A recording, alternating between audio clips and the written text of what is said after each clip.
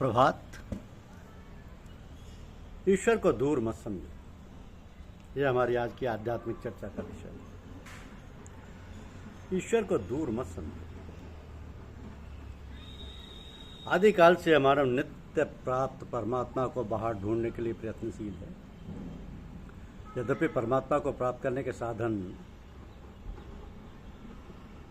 कर्म यानी शरीयत, उपासना यानी तरीकत, और ज्ञान यानी मार्फत, और साक्षात्कार यानी हकीकत है। ये चार तरीके हैं ईश्वर को ढूंढने के, परमात्मा को प्राप्त करने के। कर्म, उपासना, ज्ञान और साक्षात्कार, जिसको उर्दू में बोलते हैं शरीयत, तरीकत, मार्फत और हकीकत। ईश्वर यानी खुदा शब्द का अर्थ है जो खुद में हो। तो वह निरंतर बाह्य कर्मों में फंसा हुआ रहकर विभिन्न प्रकार की पूजा अर्चना पाठों को करके परमात्मा को प्राप्त करने का प्रयत्न करता है। मानव वो परमात्मा अज्ञानियों के द्वारा किए गए कर्मों से सैकड़ों और करोड़ों वर्षों में भी अप्राप्य होने के कारण वह दूर जैसा प्रतीत होता है, क्योंकि कर्म हृदय यानी अंतःकरण की शुद्धि के लिए ही किए जाते हैं, तो परमात्मा को प्राप्त करने के लिए नहीं। परमात्मा की प्राप्ति तो सद्गुरु के द्वारा प्राप्त उपासना यानी आत्मचिंतन के प्रक्रिया के द्वारा ही होती है। यद्यपि परमात्मा का दूर या नजदीक होना तीन दृष्टियों के आधार पर होता है: देशकृत, कालकृत और वस्तुकृत। दूर से भी अधिक दूर देश में भी वो परमात्म तत्व है। जैसे पृथ्वी से दूर जल है, जल से दूर तेज है, और तेज से दूर वायु है, और वायु से दूर आकाश है, और आकाश से दूर महतत्व है, और महतत्व से दूर प्रकृति है, और प्रकृति से दूर परमात्मा है। इसलिए परमात्मा दूर से भी दूर है। इसलिए परमात्मा दूर से भी दूर है। और से समझिए कितना दूर है। पृथ्वी से दूर जल है, जल से दूर तेज है, तेज से दूर वायु है, और वायु से दूर आकाश है, आकाश से दूर महतत्व है, और महतत्व से दूर प्रकृति है, प्रकृति से दूर परमात्मा है। इसलिए परमात्मा दूर से भी दूर है। अब दूर से दूर होते हुए भी वो परमात्मा व्यापक रूप से सभी में स्थित है, इसलिए वो सबका आदि कारण भी है। कारण सभी कार्यों में रहता है, अतः वह परमात्मा नजदीक से भी अधिक नजदीक है। प्रकृति से नजदीक स्थूल शरीर है, स्थूल शरीर से नजदीक सूक्ष्म शरीर है, सूक्ष्म शरीर से नजदीक कारण शरीर है, कारण शरीर से नजदीक अहम है, और अहम के नजदीक परमात्मा है। तो परमात्मा जितना पास में उतना नजदीक, अन्य कोई दूसरा नहीं।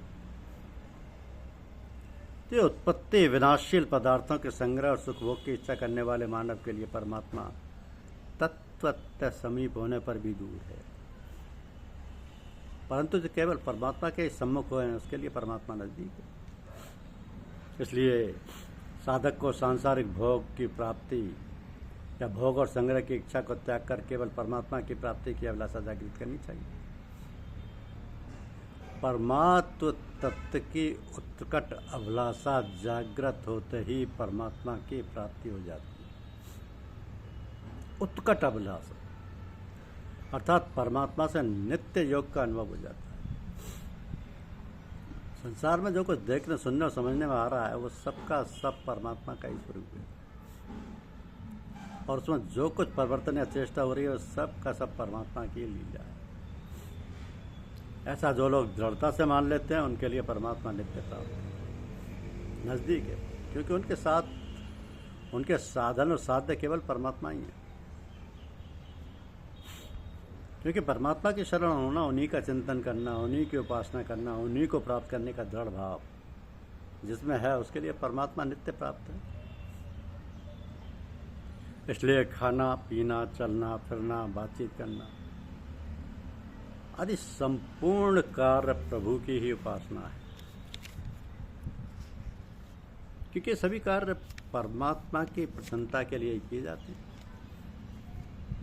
ऐसे साधकों के लिए परमात्मा नज़दीक और नित्य प्राप्त है।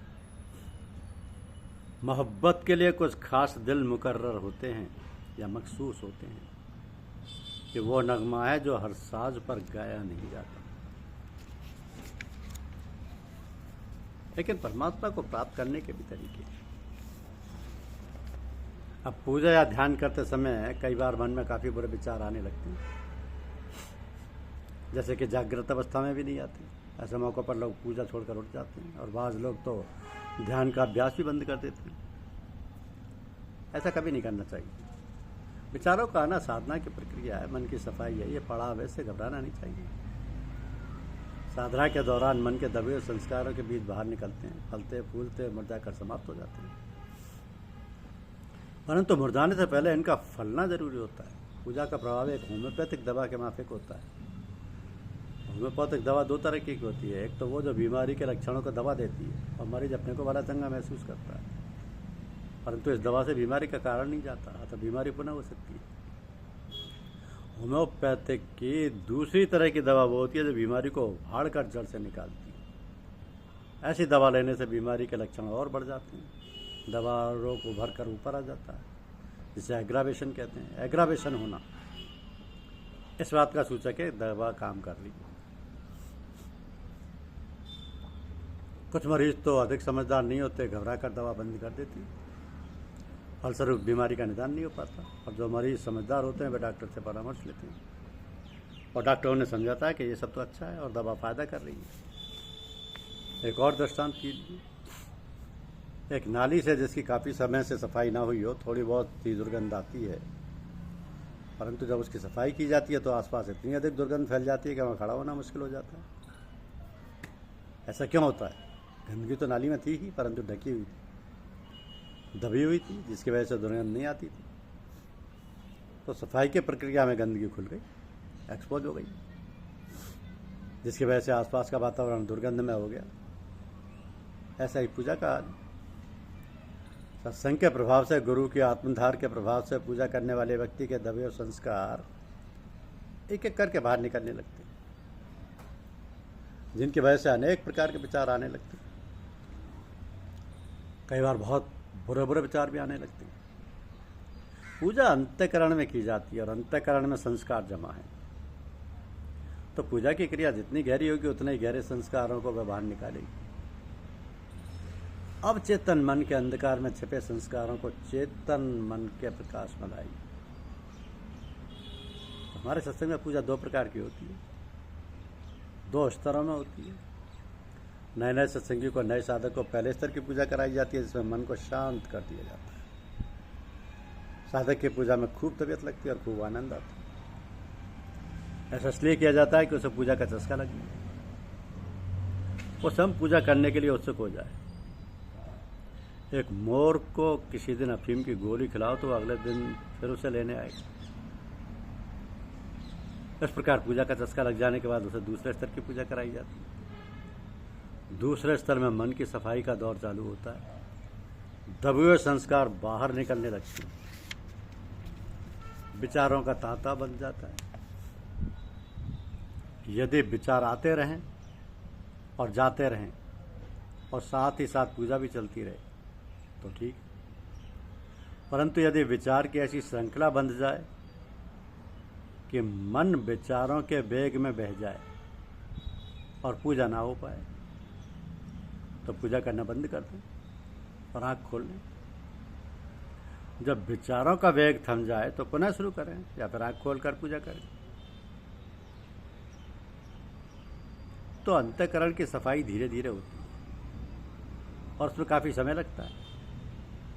विचारों की प्रबलता से घबराना नहीं चाहिए और ना ये सोचना चाहिए कि हमारा पतन हो रहा है।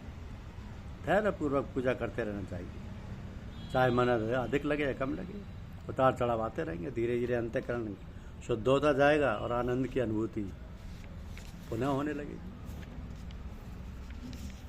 और ईश्वर के दर्शन गुरुदेव की कृपा से अवश्य होंगे। ईश्वर दूर नहीं, बस अपना समर्पण ईश्वर को, गुरुदेव को होना चाहिए, और कभी भी ईश्वर से साक्षात्कार करा सकते। धन्यवाद।